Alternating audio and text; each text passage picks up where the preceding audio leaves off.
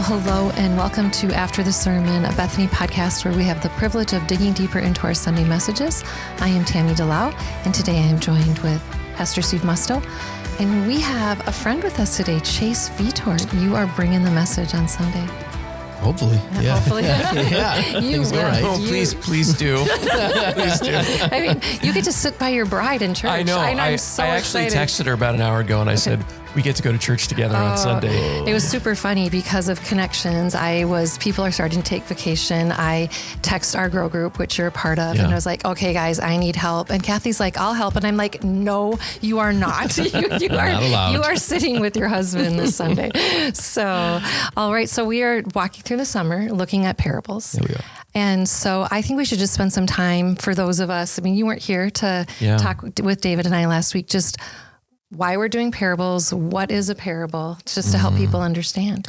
So, Man, parables are kind of tricky because they are obviously stories told by Jesus. And so that gives them a weight that, if like Peter told them, we would be like, well, I don't know. Peter. It's in the Bible, but it's still just Peter. Jesus tells the stories. Gives them this weight, and obviously he knows what they mean, and so it's tricky. Here's when I was learning the parables many moons ago in seminary. There's specific ways. So the Bible is broken up into all these different genres of literature. And how you teach each of those genres is different, and what you do with those genres is different. And we do this naturally in our context. We read a news story as a genre of literature. We read, a novel as a genre of literature, and our brain makes the switch. So for those who have not heard the word genre since 8th grade English, what genres does our Bible have? We've got poetry. We've got poetry. So that's, that would be like, Proverbs and that, but there's wisdom literature is really more descriptive. So we have prophecy, Isaiah, Jeremiah, those kind of things. But also within those books, like for instance, within Jeremiah, there's another genre called narrative, which is telling the story, and that's fun to read. So a lot of the Gospels are narrative. This is what happened with Jesus. And the parables are sort of their own little category. And here's a helpful way of, for me, of understanding the parables. Obviously, there's spiritual and theological weight on the parables, but one of my professors used to say, the parables are matchstick bridges. They can hold some weight, but don't try to drive a truck across them. Right. That's really good. Don't try to drive a theological, I believe in this whole huge theological premise because of the story of, the rich man and Lazarus or whatever it is. Just be careful. Okay. Jesus wanted them to convey an idea, just like we use illustrations in a sermon to convey an idea. They don't always fully encompass every aspect of that idea. Okay. So kind of like when we use an analogy, it can sometimes fall short. Right. So most of the times it does. Yes. Fall short. It always breaks down at some point. Yeah. Yep. So why do you think Jesus used parables? Why did he use stories? I mean, at least in part, fulfillment of like what was prophesied about him. I don't think he was just checking the box of, I guess I got to teach him parables now. But we can look back and we can see that as an authenticating factor of his ministry. But I think David helpfully reminded us last week, part of Jesus' purpose in teaching through parables is to reveal and to conceal those twin truths of the same crowd comprised of a ton of different people's backgrounds. That same story is going to have a different effect on Joe from Tom. And this, like even in this week's text, we see, and David referenced it last week, back in Isaiah, this is prophesied of there are going to be some people who, when they see this, because of their heart's conditions, they can interpret this. And so what we'll see I think in this week's passage is that the parables can act something like a filter almost, where they can separate the people who are genuinely, authentically interested in what Jesus has to say and the people who are coming to him prejudicially, or who only want Jesus as a means to a particular end that they're trying to solve. Yeah. So you get to talk about that this week, because Jesus points that he does a whole lesson on why he's teaching parables, in the one that we're going to look at this week. Right. And, the truth is, for as much as we have tried over the years to make the gospel clear, make it clear. Come on, you gotta put it out there and make it obvious to everybody. Make it clear. Jesus didn't. That's good. Jesus, he was cryptic. He was hard to get a handle on. He said things purposely to offend and to confront, right, and to pull people in. Yeah. All of those things. And so we can't limit this down to just, here's a simple, here's the gospel in 4 simple steps, or something like that. Not the gospel. That's not the full encompassed idea of the gospel. And Jesus was purposely speaking in riddles in some ways for a specific purpose, so that people would work harder to try to understand. What is this? Wait, what did he just say? He could have said, unless you eat my flesh and drink my blood. He could have said that in different ways, but he chose to say it provocatively on purpose. He could have explained it. He could have said, here's what I mean by that. He didn't do any of those things. Right. He left it hanging out there. And when he says, whoever has ears, let him hear, he's saying, look, if you want to think about this further, think about it further. If you want to, for those who are really concerned about this, you'll be concerned about it. And for those who aren't, you're just here for the miracles, you're just here for the show. Right. This is not for you. I'm just going to tell you a story. Yep. This is a story. Yeah.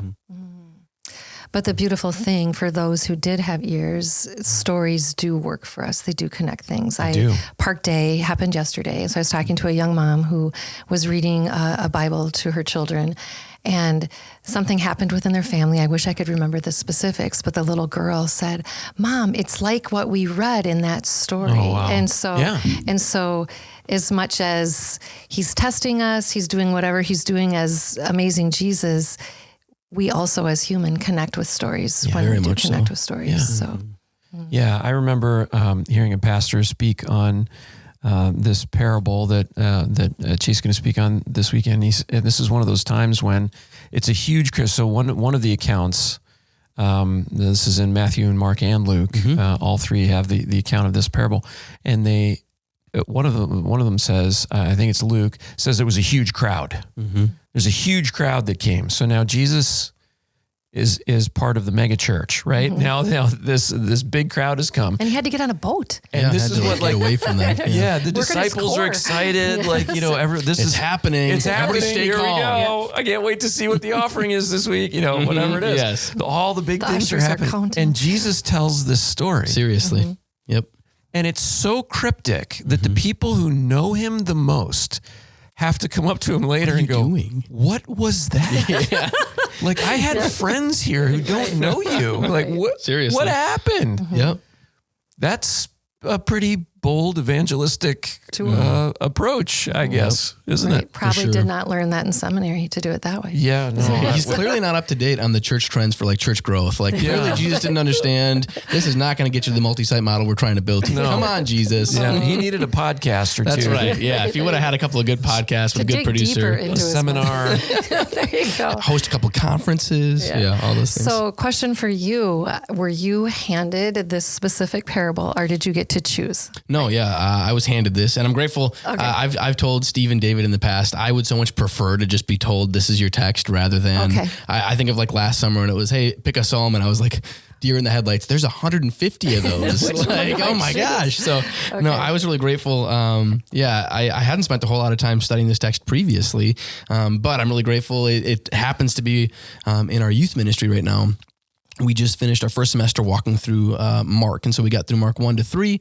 Well, when we pick up next January back in Mark, it's Mark's account of this. So that's Mark chapter beautiful. 4. So that'll be lined up really well. Obviously, Mark and Matthew had different aims as authors, but still, to Steve's point, it's interesting. This is one of the only 3 parables show up in all 3 of what's called the synoptic gospels, Matthew, Mark, and Luke. And this is one of them. So it's I think for that reason, we can understand this is an important parable if all 3 of them felt it was necessary to keep it. And so, no, I'm really grateful. This has been rich for me to study, and my understanding of this passage is very different from what it was even 3 weeks ago when I first started looking at it. So wow. yeah, That's grateful super for that. fun. Yeah. So people are probably wondering, what parable is Chase going to do? So at this point in the podcast, yeah. So you are going to be in Matthew 13, yes, specifically verses 1 through 23. Good chunk. Yeah. I am not going to read all of those. I'm just going to read the first 9. Does that feel okay to you guys? All right. On that day, Jesus went out of the house and was sitting by the sea. Such large crowds gathered around him that he got into a boat and sat down while the whole crowd stood on the shore. Then he told them many things in parables, saying, "Consider the sower who went out to sow. As he sowed, some seed fell along the path, and the birds came and devoured them. Other seeds fell on the rocky ground, where it did not have much soil, and it grew up quickly, since the soil wasn't deep. But then the sun came up. It was scorched, and since it had no root, it withered away. Other seed fell among thorns, and the thorns came up and choked it out. Still other seed fell on the ground and produced fruit, some 100, some 60, and some 30 times what was sown. Let anyone who has ears listen." So take it away, Chase. What would you, do you want a question? I mean, this is called the parable of the sower in my Bible. Is it called the parable of the sower? Yeah, it's in the CSB and the ESV, both of them agree, and I'm sure a lot of other translations. Okay. Yeah. All right. Yeah, yep. So the parable of the sower, it's a pretty well-known parable. And of course we can see, so the first couple of verses here are setting up the context to Steve's previous point. We're at the Sea of Galilee, and there's this enormous crowd, which if we've been reading Matthew up to this point, that's no shock.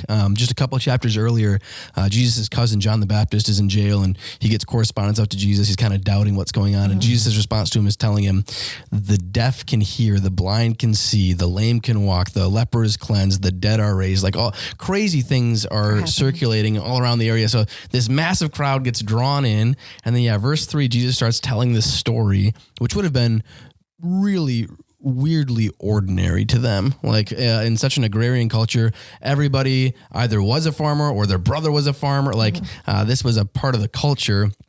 And to most of the people who showed up there with preconceived notions of who Jesus was or what sort of message this Messiah figure was going to preach, this probably caught him off guard quite a bit.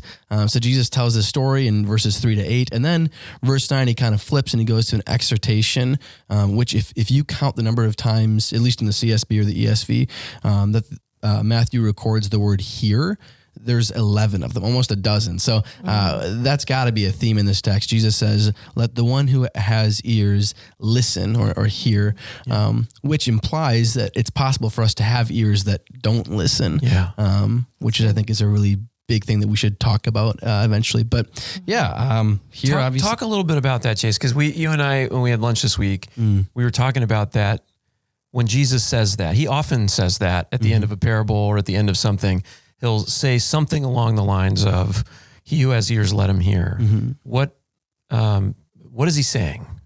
I would at the very least say, he's making a very important invitation to his listeners. And again, he's putting on the forefront of their mind, with all of the parables, they have a few different elements. One of them is it draws people in. And so necessarily when you hear this, you can't help but read yourself into the story somewhere. When Jesus is saying, "He who has ears, let him listen," it also calls us to analyze, identify ourselves, and then make a decision in light of that, which for a lot of people is very possible and maybe even probable to hear a story, get intertwined with it, and then that's the end of it. Okay, let's go have lunch at Chick-fil-A after this, or it's Sunday, so Raising Cane's. But So would it be equivalent to a speaker saying, "Did you hear me?" or "Did you catch this?" Or is it or not? If you go and look at the NET translation of this, it's actually a lot more active than how the CSB translates it. So let him who has ears listen. That's okay. That sounds almost a little passive. I'm not a Greek scholar, but I've listened to a few people who studied the Greek talk about this, and this is a very like exhortive. Jesus' word, the NET translates it as, "Let the one who has ears, he should be listening." That person ought to be listening right now. Okay. So it probably like, hopefully it snapped people awake. You have more thoughts? There's a difference between, all right, everybody, if I can get your attention for just a moment to quiet a room down, and all right, people, listen up, has urgency. Yes. And he's saying, listen up. So it's the latter. Yeah, it's the latter. Like sure. Put your fingers in your mouth, whistle, get everyone's attention. Yeah, okay. This is so there's something going on that you gotta hear about. So I didn't do this study, but I am curious, do we see that phraseology, "Let him who has ears hear"? Do we see that in the Old Testament? Oh, I mean, do the prophets use Yeah. Oh, okay. Certainly they do. Okay. Yeah. And at the very least, I mean, he references, if we were to read the next section, which I know we don't have a ton of time, this is a long section, but here Matthew records in verses, 14 to 15. He goes back to Isaiah, this is Isaiah 6. This is the popular chapter, "Here I am, send me." Right after that, there's this confusing text here, which is all about how it is possible to have the capability of hearing and not hear, to have the capability of seeing, but to not see. This is super common language across the prophets, not just Isaiah. Can we talk a little bit about just the different parts of this story? So the soil. What does the soil represent? Is that man's I'm guessing. No, I'm just kidding.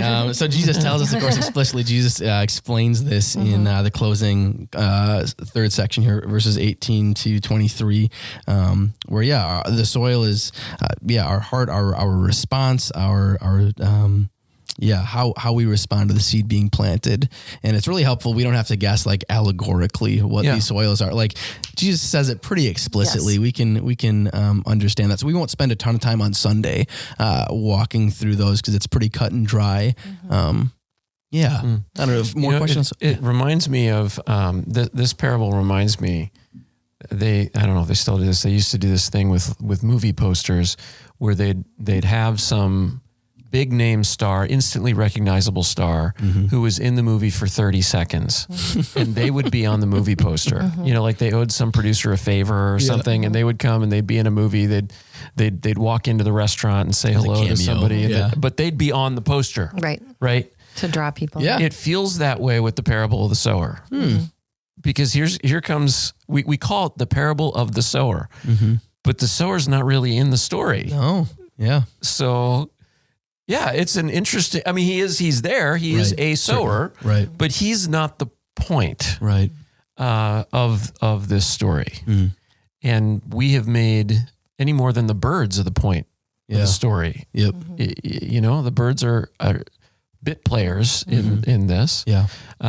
So capturing all of it together is you've got soils, because that's sort of the setting in this culture, and you've got seed, and the soils and the seeds are the stars of the show, as it were, and they're going to work together to bring something about.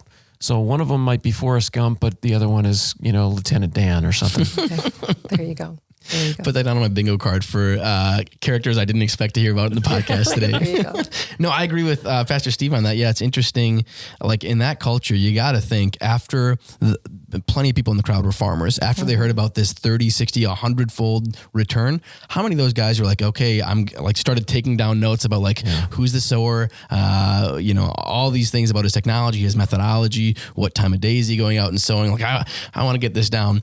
And in his response, Jesus doesn't spend a second telling us who the sower is or anything about his methods. There's no concern with the sower. He tells us first, the seed is the word of God, and then he gets right into the soils. Yeah. So I think, granted, I think there's definitely still something important about the sower, and we'll talk about that. But in terms of is he the key player here? No, it's much more about the seed and about the soils. Over 20 years ago now, when I was in the corporate world, I had, through a couple of different connections. There was a guy who was an inventor. He was a farmer in I don't know if I'm still under non-disclosure, or something. But anyway, he was a farmer, and he invented this technology that could identify, using cameras and whatever, that could identify weeds as the combine or the whatever drove over the crops. It would find them, identify them instantly, and shoot them with a weed killer. Just that one plant. That's great. Oh, wow. This is like over 20 years ago that we had this technology.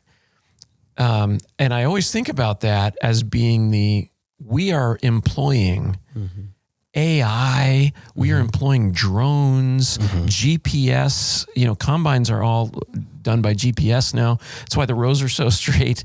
We're able to increase our yields here, but this is unheard of, what Jesus is saying. Completely. He might as well said a bazillion times.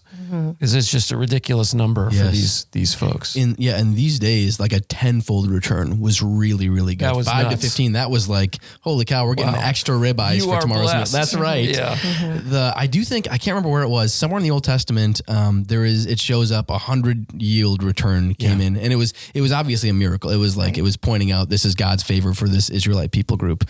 But to Steve's point, it's like almost hyperbolic of like, you can't even imagine the return on investment this seed is going to produce in good soil. Yeah. And so does that then point to it's God, it's nothing the sower is doing? Yeah, I mean so Steve and I were talking about this earlier. This reminds me a lot of, if you're familiar with 1 Corinthians, a lot of things going on in the Corinthian church that probably shouldn't have been. But one of the things was like celebrityism. And so in chapters 1 and 3, Paul is writing this letter to the Corinthian church, and they have gotten super inundated with some people really celebrating Apollos' teaching, some really loving Paul's. And in chapter 3, he says, hey, maybe I planted and Apollos watered, but neither of us get the glory. Ultimately, the gardener is God. He's the one who's in control of the results of these seeds. And so, to your point, I think that's a direction we'll go in this week's message is we don't want to get confused about the purpose for why we're scattering seed. Because a lot of when I was at Eau Claire, I was for university, I was very involved with Crew, and they're extremely evangelistic. One of the things I loved about how that was led up on that campus is we were at least once a month going out into like these public settings and sharing. And for a lot of people, they do this for very young Christians. If you became a Christian, through Crew's evangelism last month, well, next month, you're going to be the guy on the other side of the table, which has pros and cons, of course. One of the cons is for a lot of people, their evangelistic zeal gets tied up in what they can see people's responses to it is. And this happens all the time with us when we share with family members too. This is so often why we don't share with people, because we're afraid of the fruit we're going to see. And this parable serves to remind us, even if you had the greatest sales pitch in the world, even if you were Paul himself or Apollos from that day, they didn't have control over that either. So they don't get the glory that comes with the positive. They also don't have the anxiety that comes with, oh my gosh, what's going to happen here? It's not up to you. It's not, don't play the what if game. If only I'd explained it with this particular analogy. Yeah. So there's freedom in that. There is confidence instilling. I'm reminded of my next door neighbors growing up. Their father insisted, they were a little bit older than me. The two sons were a little older than me. Their father insisted that they put money away in a bank account every paycheck, and they worked from the time they were young, but they were not allowed to see how much was in there. And he had oversight of this bank account for each of them. And when they got to 21 or whatever it was, he gave them back access to it and said, well, here you go. And it was so much more money than they had even imagined. Wow. And there's something discouraging. I remember talking to them about it. There's something discouraging in, I'm doing this thing and this money's getting taken out. And I'm watching it. I'm watching it leave. Like, I don't have it. And, but I don't know where it's going. I don't know what it's doing. I don't know. It's hard to be encouraged unless you're watching this thing grow. And there's an element to this where, just speaking as a pastor, there are times when I will, some messages that you teach come very easily. Others are alligators that have to be wrestled. And I leave on Sundays sometimes.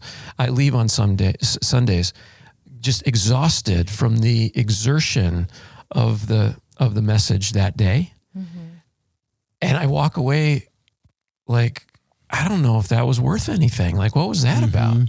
That's just my world, you know? And I think all of us 100%. Have that with neighbors, with friends, with family members who don't know Christ. It's like we want these tangible results in front of us, but they're kind of hidden from us.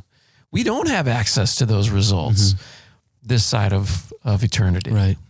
Yeah. And that's of course, when we do get to see the fruit of our labor, like I think about this in youth ministry all the time, it's such a blessing, such an unmerited gift when God does let us like kind of get to peek underneath the curtain for a second. It's like, oh my gosh, I've talked with David about this a few times of like people he's been mentoring and discipling at Bethany for years who are now in like leadership roles, and how much joy that brings to his heart to see years of investment. But a lot of times we don't see that. And then, maybe years down the road, you do get a little inkling of, oh my gosh, I said this one thing years ago and it's produced this fruit in this person. Or if we flip the roles, how many times, how many different people can you think of when you were growing up or in your teen years or whatever, where if they only knew where you were today, if they only knew the impact that their words would have on you from back then, oh my gosh, it would be unbelievable. Yeah. So I can't wait for the day that we do get to heaven and we do get to see like how God was interweaving all these seemingly little mundane things to create this mosaic of glory.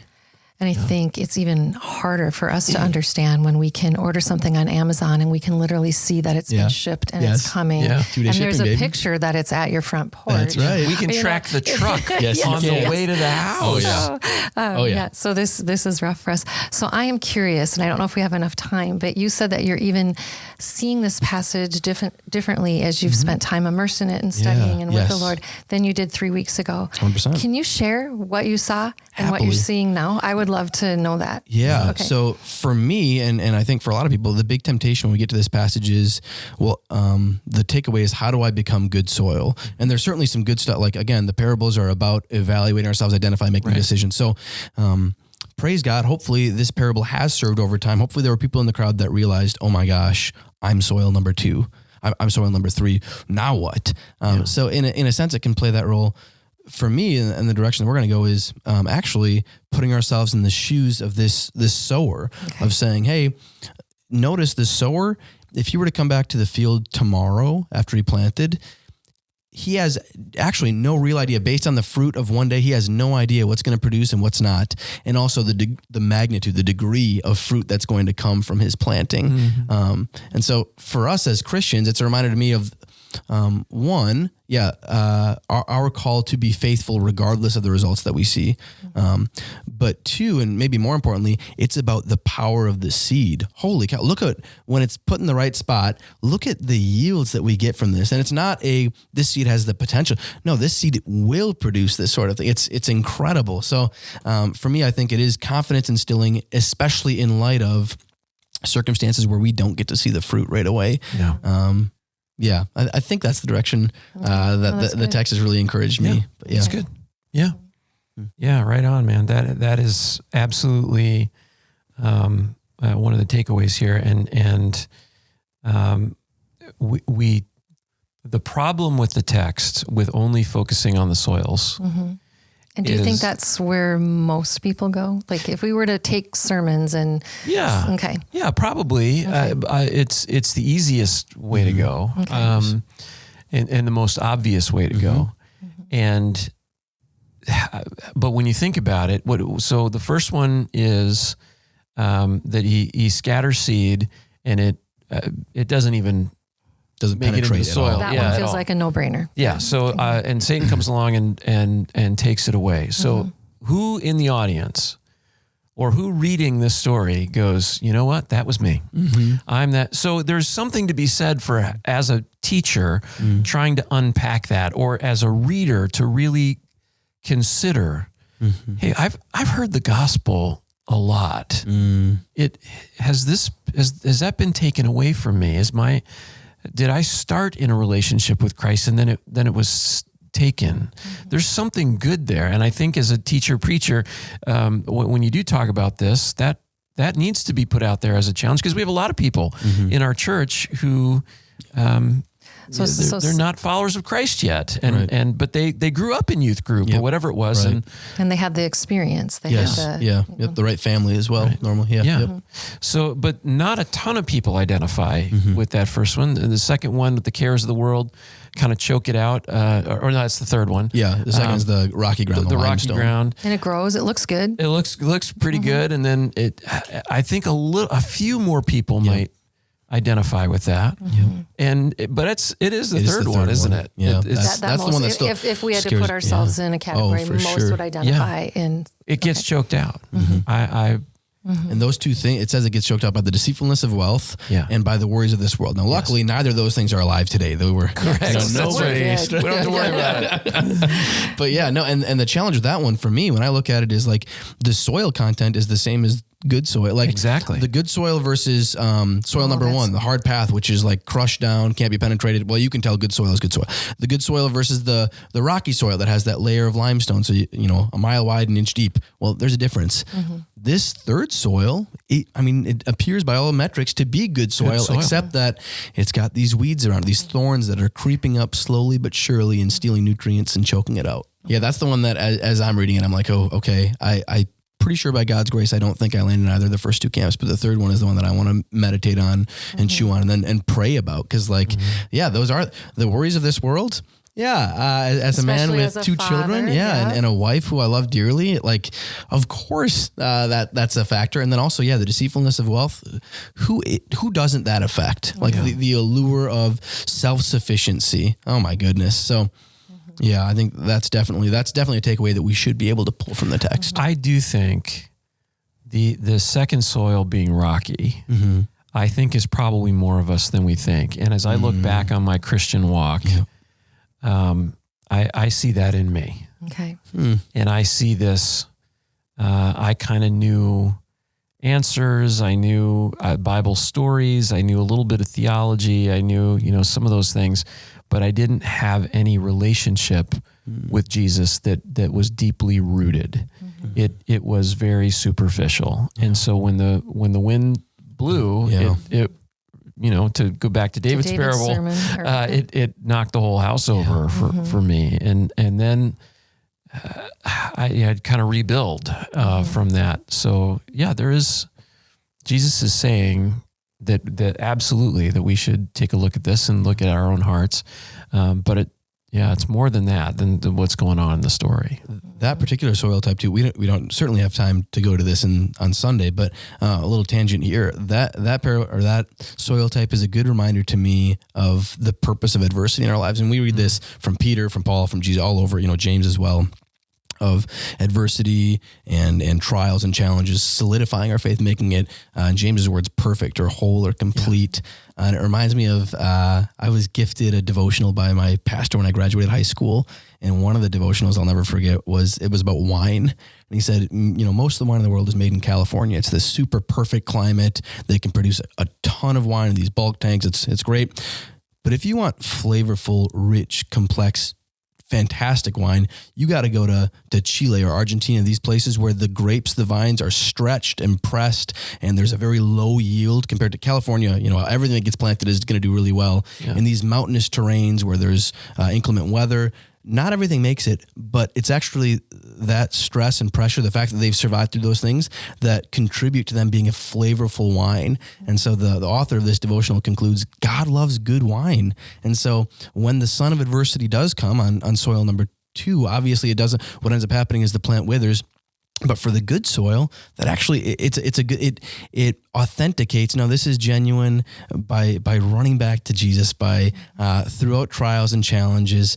Those roots grow deeper. Praise God. It requires them to. It enriches our dependence on and love for our King Jesus. The very thing that kills that faith on the rocky ground is the very thing that grows Praise the faith God. Of that in good soil. And that's just a beautiful thing. I think there's actually one more purpose. Okay, let's do it. For the parable. Okay. And it's not, you can't teach it, but you can at least mention it. And that is, this is a moment in the ministry of Jesus. This is a strategic moment in Jesus' ministry, because and I looked just a few minutes ago, and it is Luke where it says the people are coming from the surrounding towns now. Jesus is no longer going into a town and people are like, I guess we'll listen. No. Now people are coming from all over. And his ministry has gotten big and important, and he's important, and people know his name. And then he teaches this in such a way that people don't understand it, and it requires his disciples to come and go, why did you do that? Right. Why?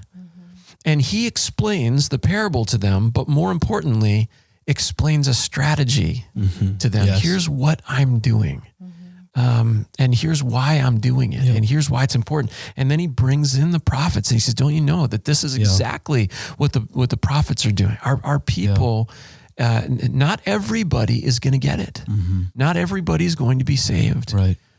But the people who God is drawing are going to be drawn, and that's going to be okay. And so someday, as they go out and they do their own ministry, how many times do they fall back on this? Yes. How many times do they like come back from some time teaching or whatever? Like, well, nobody came to Christ. Nobody listened to me. No, people were yelling at me. I fell asleep and fell out of the window. Am I doing any good at all? So and really, I got to remember what Jesus said. So really, it was a locker room pep talk at some level. He was encouraging them. Well, the explanation afterwards, I think, was sort of, hey, let's gather everybody together. What just happened? Yeah. We do this all the time after Sundays. We have these like, what just happened conversation, and let's here's what we're going to do the next time. No, I get nothing further to add. That's fantastic. Well, I am excited for Sunday. And thank you for joining us. Yeah, it's been a pleasure. It has. So next week you are preaching, correct? Okay. Well, no, am I right? What on? No, you're right. I am. And it is Prodigal Son next week. So another very well-known parable. A well-known parable and a lot of fun. Yeah, Luke 15, 1 through 32. Does that seem right? If you want to read ahead, if they want to read ahead. All right. Well, thank you guys. This really is one of my favorite times of the week, is just being able to sit with friends and talk about Jesus. It's awesome. So, praise God. Thank you. And thank you for joining us. Have a great week. Bye-bye.